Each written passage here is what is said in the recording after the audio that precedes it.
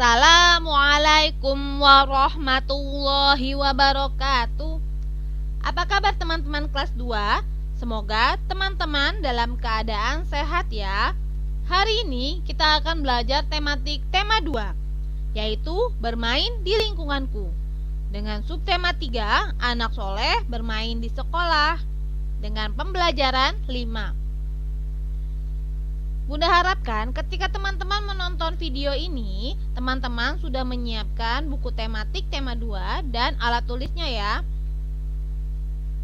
Sebelum memulai pembelajaran, marilah sama-sama kita membaca basmalah terlebih dahulu. Bismillahirrohmanirrohim. Tujuan pembelajaran kali ini adalah yang pertama, melalui gambar, siswa dapat menuliskan aturan bermain di lapangan sekolah.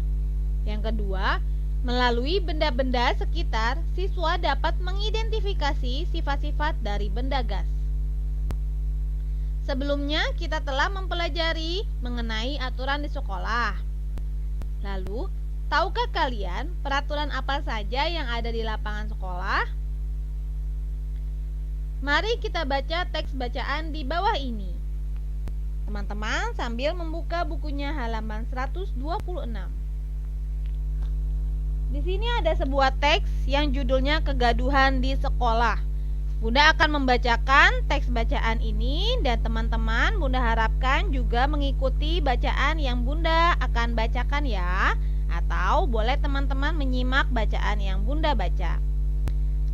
Kegaduhan di sekolah. Saat jam istirahat kedua, suasana sekolah sangat gaduh. Siswa-siswi sekolah Salman berlarian menuju lapangan sekolah. Salman ikut menuju lapangan karena rasa ingin tahu. Setelah sampai lapangan, Salman melihat penyebab kegaduhan tersebut.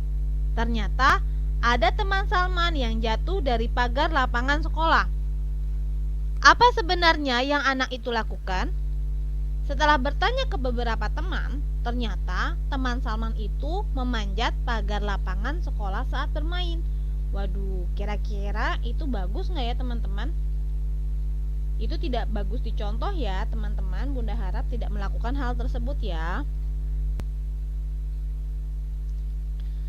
Setelah membaca teks bacaan tersebut, aturan apa yang terdapat pada teks bacaan di atas saat bermain di lapangan? Kira-kira dari bacaan di atas tadi, aturan apa yang terdapat dari teks tersebut saat bermain di lapangan ya? Saat bermain harus menjaga keselamatan diri dan juga orang lain dengan tidak memanjat ke tempat tinggi. Jadi teman-teman, ketika bermain di lapangan harus berhati-hati. Jangan sampai teman-teman tidak menjaga keselamatan diri dan orang lain. Seperti yang contoh di teks tadi.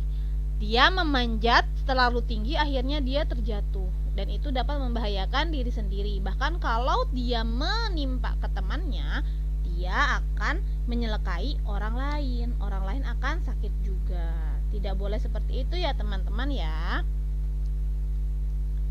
Aturan lain saat bermain di lapangan adalah anak soleh bermain harus pada jam istirahat dan tidak mengganggu waktu sholat. Ketika azan sudah berkumandang, harus langsung sholat ya teman-teman. Jadi, jika teman-teman bermain, teman-teman harus tahu waktu. Ketika waktunya sholat, teman-teman berhenti dulu bermainnya. Lakukan sholat dulu, setelah sholat baru bermain lagi. Boleh bermain asalkan tahu waktu ketika bermain dan sholat.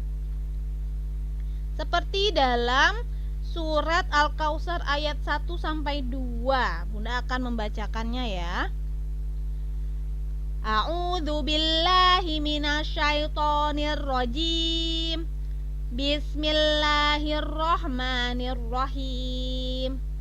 Inna a'tainakal kautsar fasholli li rabbika wanhar. Inna syani'aka huwal abtar. Artinya, sungguh kami telah memberimu Muhammad nikmat yang banyak, maka laksanakanlah sholat karena Tuhanmu. dan berkurbanlah sebagai ibadah dan mendekatkan diri kepada Allah. Shadaqallahul azim. Teman-teman, kita mengingat-ingat kembali sifat-sifat benda ya. Kemarin kita sudah belajar benda-benda, ada benda padat, ada benda cair, ada benda gas. Sekarang kita mengingatnya kembali ya. Sifat-sifat benda. Yang pertama, benda cair. Ciri-ciri dari benda cair adalah: 1. Bentuknya tidak tetap, dipengaruhi wadahnya.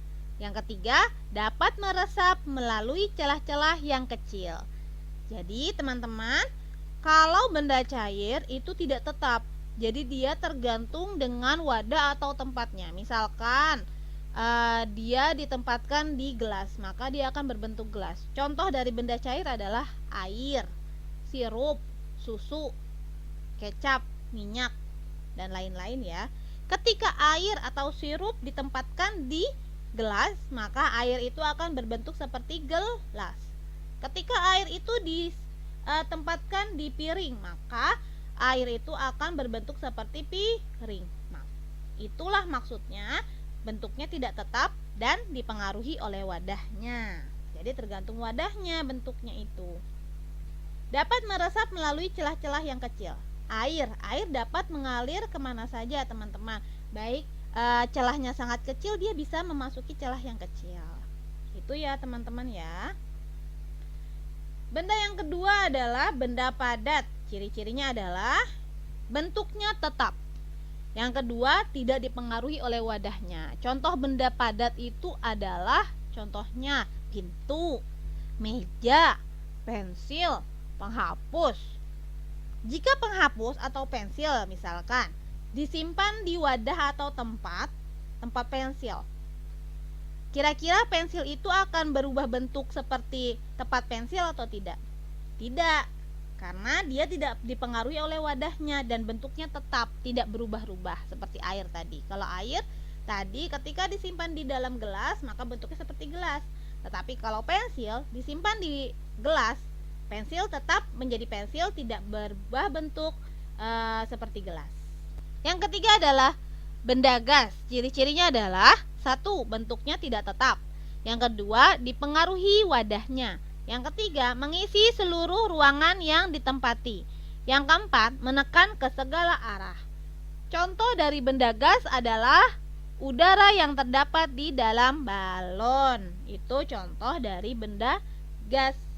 Jadi ketika gas ditiupkan di balon, maka gas itu akan membentuk seperti balon dan dia memenuhi ruangan yang ada di balon tersebut. Itu adalah sifat-sifat benda ya teman-teman. Sekarang kita akan mengidentifikasi benda gas. Nih, ini adalah contoh dari benda gas, yaitu udara yang terdapat di balon. Udara dalam balon ini ciri-cirinya adalah udara mengikuti bentuk balon. Jadi kalau misalkan balonnya berbentuk bulat, maka gasnya atau udaranya berbentuk bulat. Tapi kalau balonnya itu berbentuk hati misalkan, love, berbentuk love, maka udara atau gasnya itu berbentuk love, tidak berbentuk bulat. Jadi tergantung bentuk balonnya ya. Yang kedua adalah udara mengisi seluruh ruangan dalam balon udara.